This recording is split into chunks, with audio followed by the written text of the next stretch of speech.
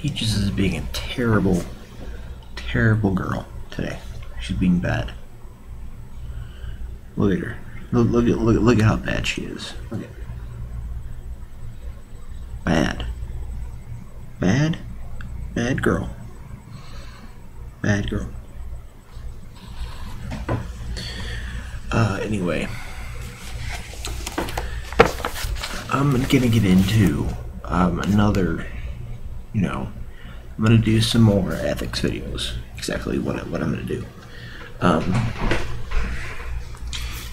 This book right here, The Moral Life by Louis Poyman, is a very, very good book in ethics.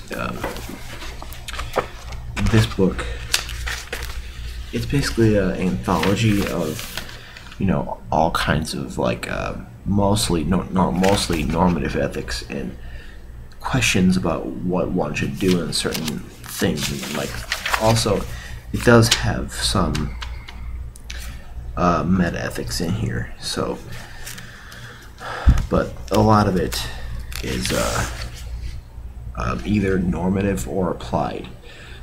So basically, what I'm going to do here. Peaches is a bad girl. Look at her. Look about how bad she is. She's being bad. In this book, we have the beginning. We have meta ethics, but we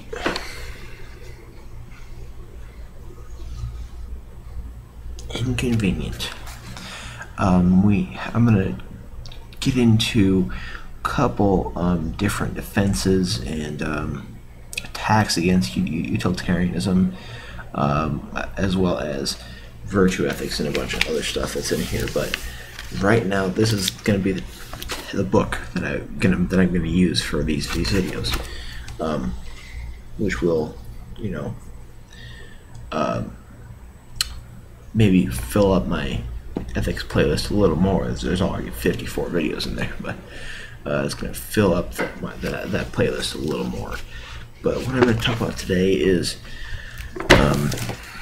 in Book 2 of Plato's Republic, you have a story called the Ring of Gyges, which is it's a story about how this guy finds this legendary ring. Where he puts the ring on, he becomes invisible, right? And he has a wife and stuff like that. And there's the Queen of Lydia, which he uses the ring and becomes invisible, kills the queen's husband, kills the queen's husband, and seduces the queen, and is not being moral at all. Is what he's doing. Now I could go into this story a lot, but I have one huge question about. This is one big question that this story poses. Let's think about it. If you found this ring, or if you put it on and you became invisible, how? I mean, do you have a reason to be moral? Is the question. Now this is one question that breaks things down into.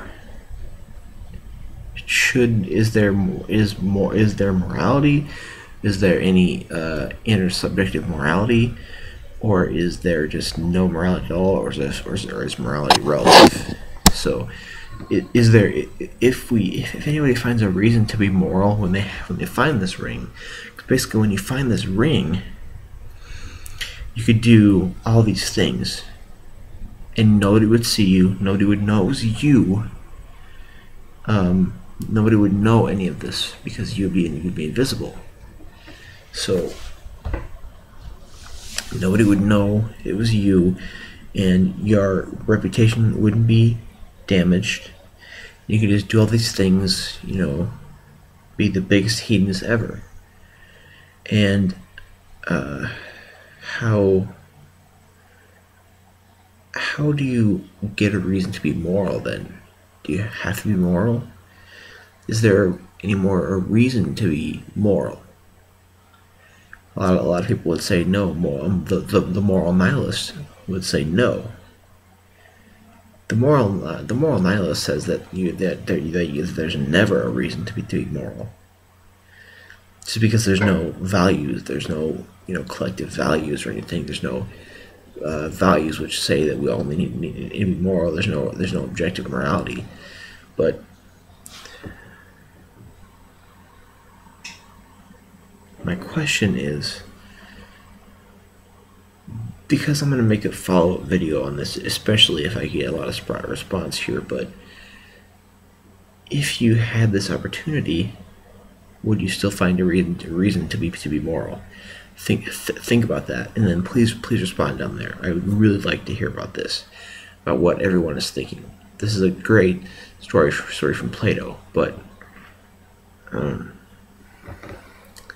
this is something I have not talked about here, and it's very important because this sort of shows a little bit of what morality really is.